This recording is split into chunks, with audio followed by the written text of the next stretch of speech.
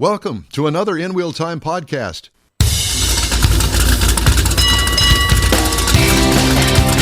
The world's favorite place to go for fun, romance, and informative car talk. All right. This is the In Wheel Time Car Talk Show.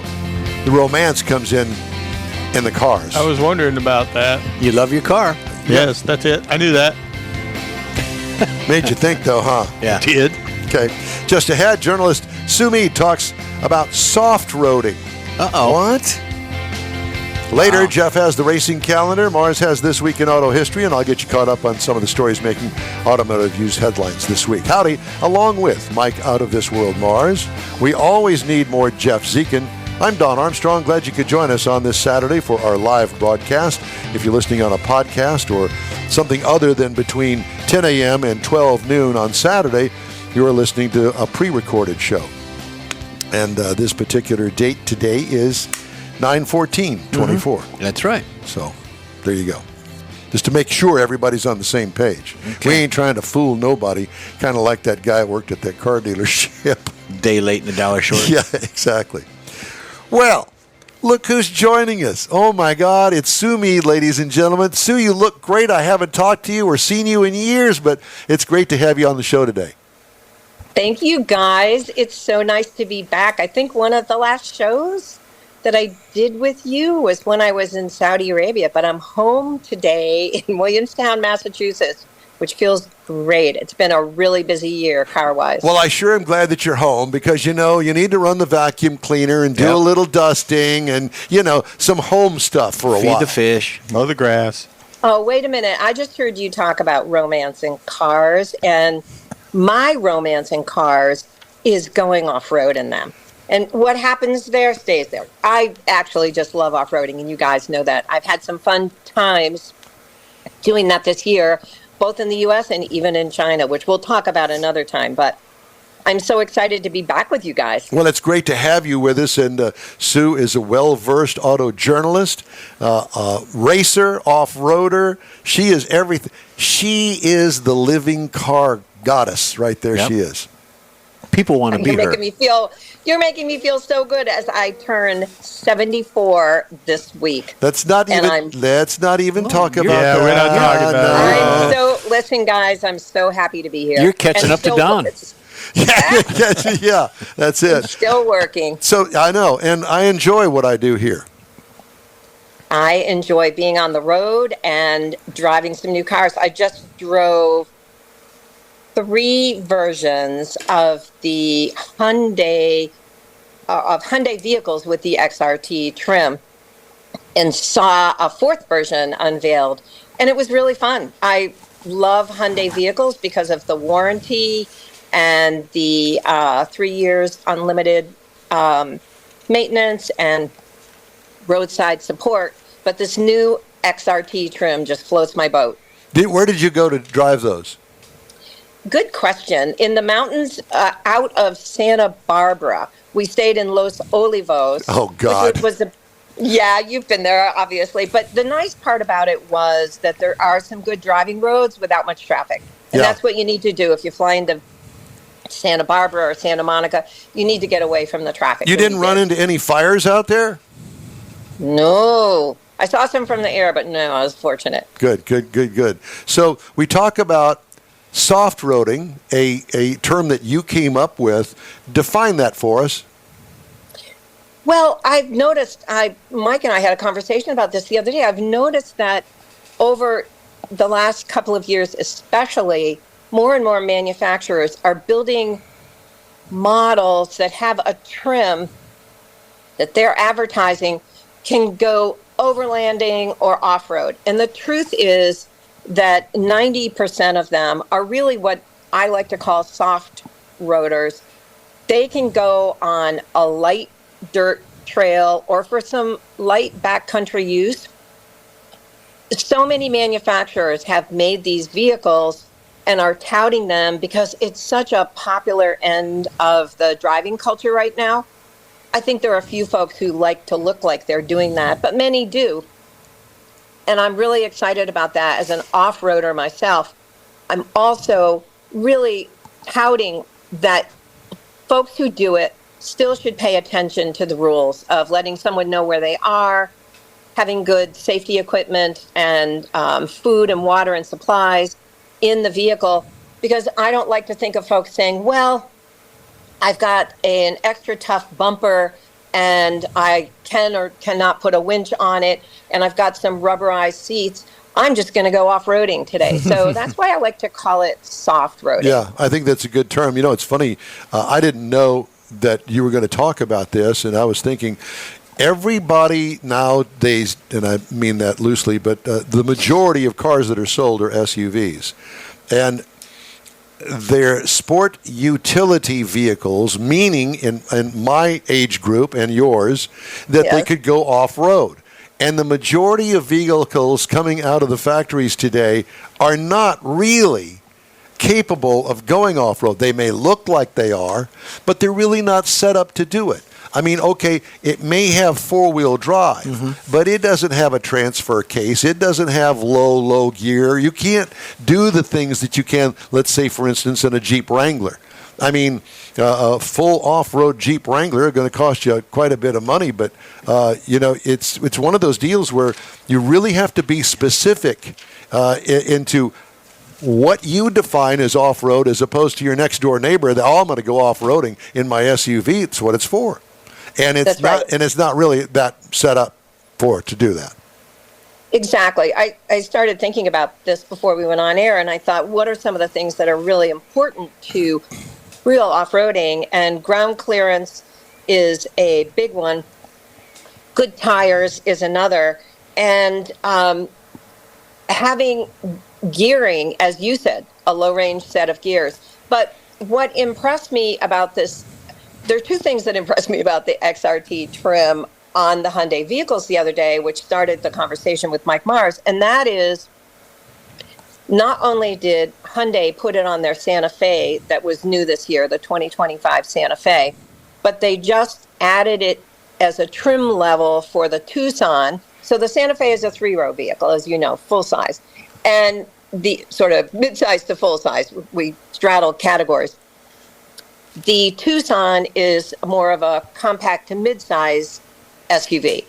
They've also put it on the Santa Cruz, which is a compact truck.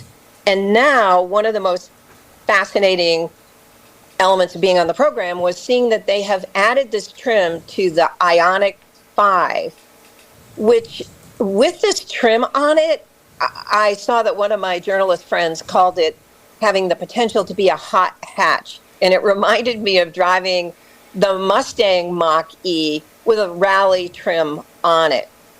So the Ioniq 5 is an electric vehicle, and we certainly know electric vehicles are going off-road these days, but it was not a vehicle that I expected to have this extra cladding on the front and rear. There's a dark chrome grille that kind of makes it stand out with this package. And also, like everything today, what is the jewelry on cars today, guys? Wheels. Wheels. You should see the wheels that come with this trim. So there's different wheels and different tires. And then, of course, a roof rack. Whether you're going to use it or not, it's there. It speaks to the mission. And then inside is some special sort of weather tech seating. So I think it's really cool. I did take two versions of it, the Tucson and the Santa Cruz, on an off-road trail with a couple of longhorn cows giving me a spit eye. That would be the stink eye. Mm-hmm. Yeah, that's right. That's exactly what it was. So, but they had, the ground clearance isn't raised. It can always be raised a little bit with a tire, but it had the capability to go up and down some hills, and the all-wheel drive gearing to do the same, and the traction to make corners with a little bit of punch to the throttle. So I'm just fascinated with the fact that we could count on our hands so quickly a dozen or more vehicles that are not the Jeep Wrangler or even the Bronco Badlands, vehicles that really have more ground clearance and more prowess off-road. But there are a lot of vehicles. Let's look at the Subaru Wilderness. Yes. It had, that's a good example. It's a wagon on steroids a little bit, but it very much and I was thinking of the Honda Trail Sport. And it's not just a class of vehicles. It's really, I think, a part of our culture that I think goes back to even 2008 to 2010 when people stopped taking traditional vacations and did staycations and started going off-road. And we've seen such a growth in not just the true overlanding and the vehicles that go camping and the Rebel Rally, which has a mix of these soft roaders and some that are true four-wheel drive.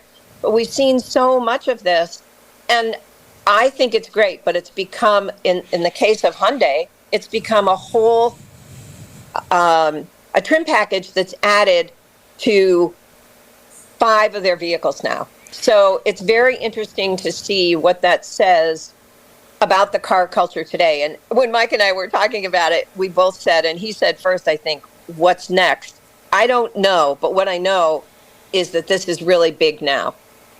I find it interesting. I wonder what the take rate is on these, because, like I said, I think that most generally speaking, people don't do this. So this is really kind of a niche deal, but I think it's going to expand, like you said, into more and more people doing staycations, camping with the family. Because let's face it, going to a Motel 6 and spending $200 a night can add up pretty darn quick. I mean, you don't have to go to a high-end luxury staycation someplace and spend $10,000 for 5 nights over there. You can go camping for just a teeny tiny fraction and really experience something that most people haven't experienced before. Camping out with the family, going to a lake, going to the woods, whatever the case may be. And you'd really want to have something that would be capable of going off-road, because some of the campsites are semi-remote. You have to go through the park to get to them, but you can, and that's part of the fun of doing it. I just think it's a great idea. I know that there are a lot of manufacturers now that are really kind of focusing more on these particular trim levels. The Nissan Rogue Wilderness, you mentioned that. Yep. GMC Terrain AT4. So there are those out there, and really, if you stop and think about it, if you were to go to a parts store or online and go buy yourself, some big wheels and tires, you'd go buy, skid plates for the front and rear, a winch, all of these things that a lot of these vehicles come with. It's a lot cheaper to get it from the factory than it is to aftermarket it. Exactly. I enjoyed one of the stories told by one of the product planners from Hyundai, and he said that he and his wife took the Tucson, which again is a mid-sized SUV, and went to a camping area and folded the seats down. And as you know, many manufacturers now make those seats so they fold flat. Yes. And they put sleeping bags in the back of the vehicle, and they didn't even have to put up a tent. So it's really, it's much more user-friendly. And the other thing I was thinking about is that so much of our car craze the last couple of years was manufacturers adding EVs to their stables. And we've seen that that's in a tough spot at the moment because of infrastructure, I believe.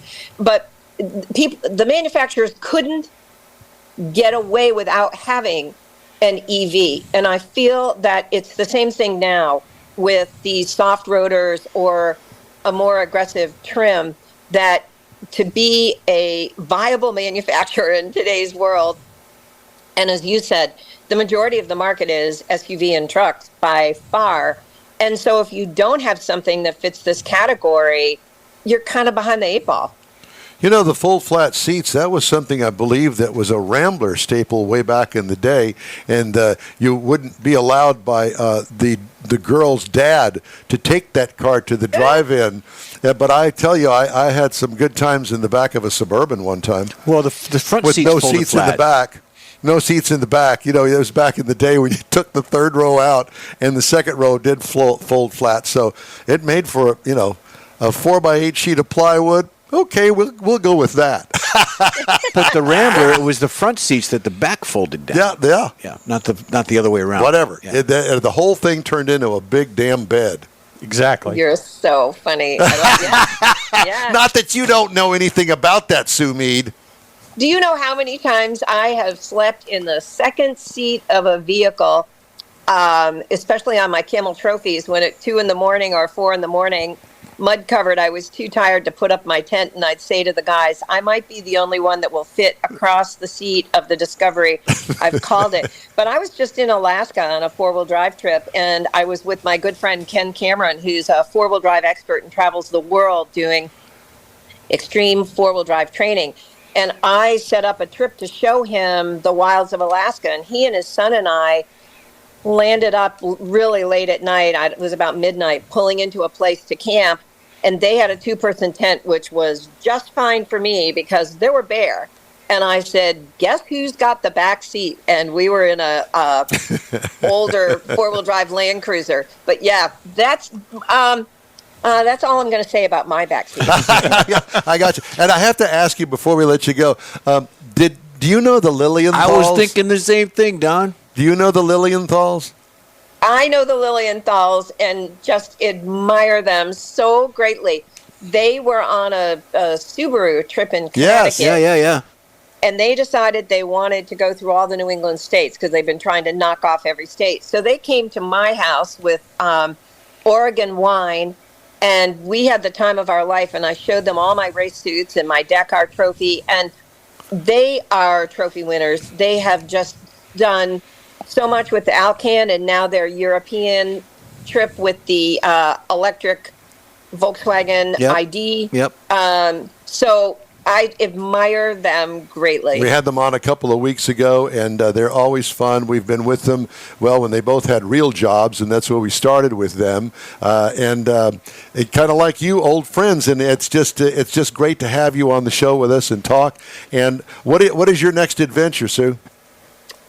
Well, I have the VW ID Buzz that I'll be driving in San Francisco. Actually, I'm heading out on Monday to see a reveal for the new Ford Expedition, an hour-long program which has me traveling 2 days. But and then I'll be at the Off-Road Motorsports Hall of Fame at the end of the month, a place near and dear to my heart, and I'll be speaking briefly about John Retty, one of our colleagues who found out in June, 2 days before he passed, that he was going to be inducted. So I look forward to that. But then I'm hoping to go back to China in November, and I'd love to talk with you all about what I have found in China that's been so exciting. And I was just driving. We're going to do that in December. Well, let's do that in December, because I think I told you, Mike, I've been limping for 18 months and because of a knee with a torn meniscus, and then my foot went bad and I need surgery. And I said, could we make it November 11th so I could get all my work done? So that is perfect. Yeah. Well, Sue, it's great to talk to you. We look forward to November the 11th when we see you again. And so let's plan a date right now. Well, Mike, you get back to me. I will. I have my surgery that day. I could probably talk to you on the way home in the car because I love talking about Well, that'll be fun. cars. I love talking about cars whenever it fits in. But I have some really fun stories about China, and it's timely as we're looking at tariffs and electric vehicles. 40% of the market there is electric. I'll send you a commercial that was just made that I'm in with the king of drifting from Japan. But that would be a really fun thing to talk with you about. We love it. Sue, we love you. Thank you so much, and we'll talk soon. Love you guys. Thanks for having me on. You bet. Bye-bye. All right, the In-Wheel Time Car Talk Show is available 24/7 through the iHeartRadio app. Just look for In-Wheel Time Car Talk. We also video stream our show on Facebook, YouTube, and InWheelTime.com. Podcasts, they're available from your favorite podcast provider. The In-Wheel Time Car Talk Show will continue right after this quick break. The original group of Lupi Tortilla restaurants will have you telling your family and friends just what the original recipe means when it comes to the best fajitas in Southeast Texas. Founder Stan Holt invites you to visit the first Lupi Tortilla near I-10 and Highway 6. Here is the original house that inspired the design of all the rest and the original charm that helped make Lupi Tortilla the go-to destination for Houston Tex-Mex. Nothing can compete with the original lime pepper marinade that everyone will agree makes Lupi Tortilla award-winning beef fajitas the best anywhere. Lupi Tortilla Katie's another location that gives you the same quality and service Houstonians have come to expect at Lupi's. It's located on 99 the Grand Parkway at Kingsland Boulevard in Katy.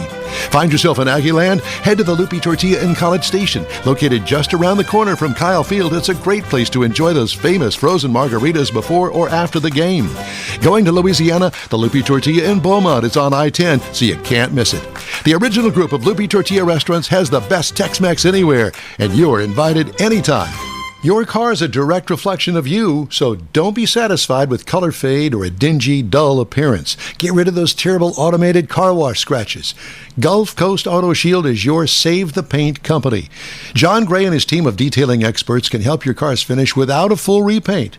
Searching for the real experts in window tint or windshield protection? Gulf Coast Auto Shield. Dash cams, radar detectors? Gulf Coast Auto Shield. Got a new car? Get that thing protected as soon as you take delivery. If you don't know which of the multitude of protection products to go with, John Gray will give you an honest opinion and won't sell you something you don't need or can't afford. John will help you understand the many options and pricing right on the spot.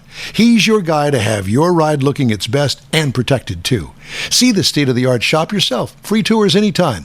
Gulf Coast Auto Shield is easy to get to, located just south of the Southwest Freeway on the Sam Houston Parkway. Gulf Coast Auto Shield, full-service luxury car care today, and online at gcautoshield.com. Time now for the In-Wheel Time Racing Calendar, sponsored by Texas Muscle Car Club Challenge. Thank you, guys. September 15th, tomorrow, you've got Indy in Portland. That race is going to be very cool. They're almost done with the Indy Series. Same thing with IMSA. IMSA is actually off. You also have Formula One this week, starting actually yesterday. It's the Qatar Airways Azerbaijan. Azerbaijan. There you go. That's what he said. Yeah, put that with ketchup. It is the Qatar Airways race. And then from there, we've got NASCAR. NASCAR is they're in the Cup playoffs is what they're calling it. Watkins Glen International, that is on to... That's a great... I love those road courses. That's where the Xfinity guys ran yesterday, but that's on tomorrow at 3 p.m. It's on the USA Network. NHRA is also this weekend, and they're in Reading, Pennsylvania. And Erica in Pro Stock is qualified number one. There provision. you go. Yeah. And that's what we've got right now. All right, thank you, sir. Mm-hmm. Time now for This Week in Auto History. Mr. Mars has that. Yeah, dude. It's been a busy month in auto history. September the 10th, 1975. This is when the automotive industry began introducing vehicles designed to run on unleaded gasoline. Now, this was a significant shift prompted by new emissions regulations aimed at reducing air pollution. Lead was commonly used in gasoline to improve engine performance and reduce knocking, but it contributed to the harmful emissions and posed health risks, particularly if you were a sniffer. Transition to unleaded gasoline was a major milestone in environmental protection, aligning with efforts to improve air quality and public health. Then on September the 12th, in 1914, Jeff, Cadillac revolutionized the automotive industry by introducing the first mass-produced V8 engine. This was the 5.1-liter, 315 cubic inch that produced 70 horsepower, which is a significant leap in power and performance compared to the contemporary vehicles. Featured a 90-degree overhead valve design, water cooling, and was capable of reaching speeds up to 65 miles an hour, if you can believe that. That is donkey. The V8's smooth, powerful performance elevated Cadillac's reputation for luxury and innovation, and this engine marked a milestone in automotive engineering, influencing engine design for decades to come. Then on September the 13th, 1973, OPEC oil embargo begins, and it had a profound impact on the American automobile industry. The embargo imposed by OPEC in response to U.S. support for Israel during the Yom Kippur War led to a massive rise in oil prices and fuel shortages, which exposed the vulnerability of American independence on foreign oil at the time. Going to September the 14th in 1908, the first commercial gas station, the Standard Oil Service Station, opened in St. Louis, Missouri. This pioneering establishment marked a significant development in automotive infrastructure, providing a dedicated place for fueling vehicles with that gasoline. Prior to this, you had to go to a general store or hardware store to find somebody that sold gasoline. But this helped facilitate the widespread adoption of automobiles, laying the foundation for a modern network of gas stations that we rely on today. September the 14th, 1955, launch of the Mercedes-Benz 300 SL Gullwing. This is an iconic sports car renowned for its distinctive upward opening doors and advanced engineering. The 300 SL featured a fuel-injected inline six-cylinder, a lightweight design, and aerodynamic shape that contributed to its handling and agility, which combined to show it some of the 1950s automotive luxury and innovations. This week in automotive history. Beautiful. Thank you, sir. Aston Martin just unveiled its latest flagship model, the Vanquish, a muscular carbon fiber-bodied $429,000 coupe. Yeah. It's more luxurious and sporting than the DBS it replaces, featuring a coddling leather and cashmere interior and reaching a top speed of 214 miles an hour, the highest ever of any Aston series production vehicle. Motivating it is a new twin turbocharged 5.2-liter V12 engine that produces 824 horsepower, a significant increase from its 759 horsepower of its predecessor's V12. Aston's Beast joins a host of all-new 6- and 7-figure supercars, including the 423,819 horsepower Ferrari 12 Cilindri, the hybrid 604,100 horsepower Lamborghini Revuelto, I think I'm supposed to look at one of those. and the $4 million 1,800 horsepower Bugatti Tourbillon That'll fit in your garage, Jeff. As long as they fit in the garage, I'm good. that features a 12 or 16-cylinder gas-powered motor, generally in larger and more potent forms than their progenitors. Oh. Spell it. Is that the word for the day? Progenitors. You could twist that around and really get in some serious trouble. Yeah, you could. Progenitors.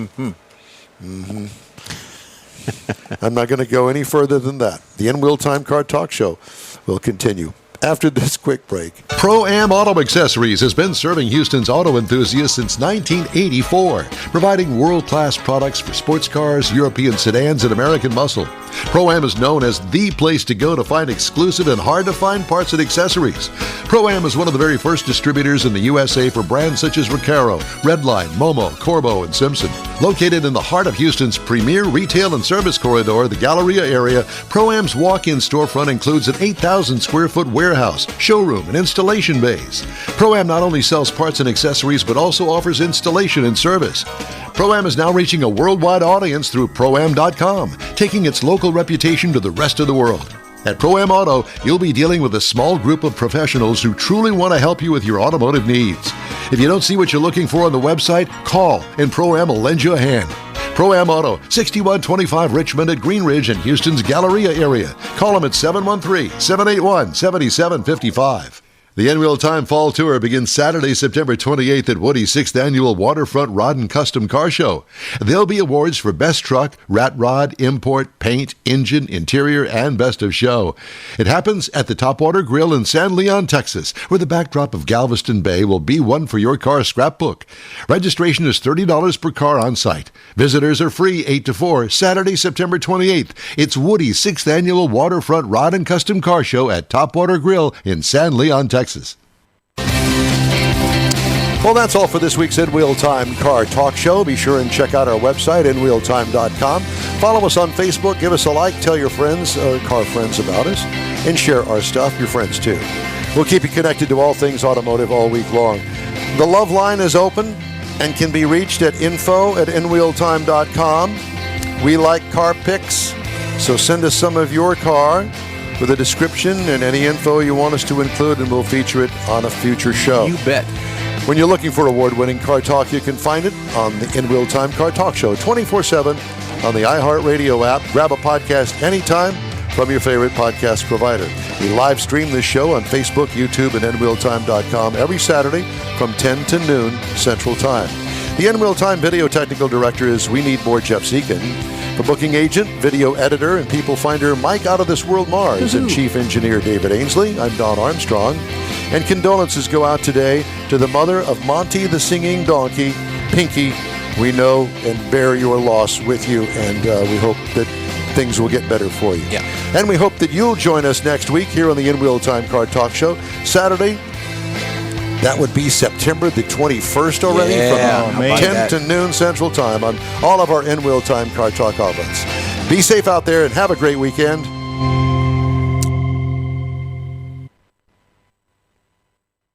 That's it for this podcast episode of the In-Wheel Time Car Show. I'm Don Armstrong, inviting you to join us for our live show every Saturday morning on Facebook, YouTube, Twitch, and our InWheelTime.com website. Podcasts are available on Apple Podcasts, Spotify, Stitcher, iHeart Podcast, Podcast Addict, TuneIn, Pandora, and Amazon Music. Keep listening, and we'll see you soon.